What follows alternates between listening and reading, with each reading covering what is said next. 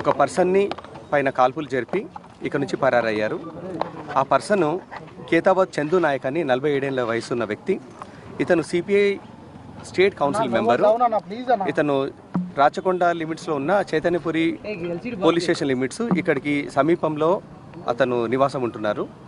అయితే ఉదయం వాక్కి వచ్చినప్పుడు కొంతమంది అన్నోన్ పీపుల్ వచ్చి ఇక్కడ ఇతని పైన ఫైర్ చేయడం జరిగింది.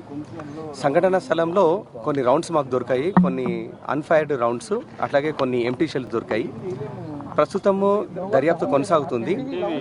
ఈ కారులో ఉన్న వ్యక్తులు ఎక్కడి నుంచి వచ్చారు ఆ రూట్స్ అన్ని వెరిఫై చేస్తున్నాము. ఈ ప్రాంతంలో సీసీటీవీ కెమెరాలు వెరిఫై చేసి అనుమానితులు ఎవరని చెప్పి వాళ్ళను వెరిఫై చేసే దర్యాప్తు కొనసాగుతుంది. ఇందులో ఇక్కడ దొరికిన రౌండ్స్ ప్రకారం ఒకటే తుపాకీ వాడినట్టు తెలుస్తుంది. ఇంకొంచెం వెరిఫికేషన్లో మా దర్యాప్తులో ఇంకొంచెం మాకు టోటల్ 5 రౌండ్స్ దొరికాయి. అందులో 3 ఫైర్డ్ రౌండ్స్ ఎంటీ షెల్స్, మిగిలిన 2 రౌండ్స్ అన్ఫైర్డ్ రౌండ్స్ అక్కడ సంఘటన స్థలంలో దొరికాయి.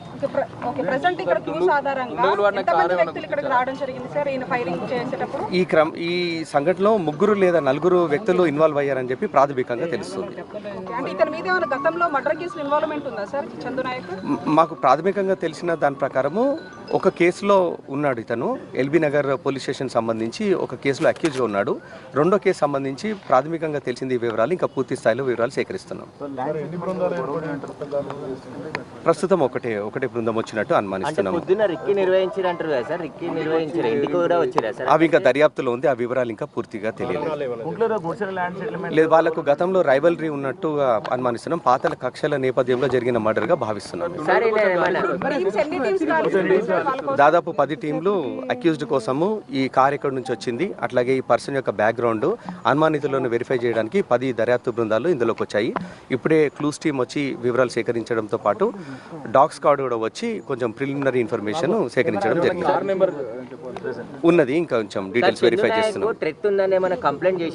లేదు, ఎటువంటి కంప్లైంట్ మాకు చేయలేదు. అది కూడా గతంలో అతని బ్యాక్గ్రౌండ్ కూడా వెరిఫై చేయడం జరుగుతుంది. 2022లో జరిగిన నమోదైన కేసు అది. దాని వివరాలు కూడా సేకరిస్తున్నాం. ఇది మర్డర్ కేసు. ఇందులో అక్యూజ్గా ఉన్నాడు, డిసీజ్డ్ ఇందులో అక్యూజ్డ్గా ఉన్నాడు. ఆ డీటెయిల్స్ ఇంకా వెరిఫై చేస్తున్నాం. ఇంకా దర్యాప్తు కొనసాగుతుంది. వాటి వివరాలు సేకరిస్తున్నాం.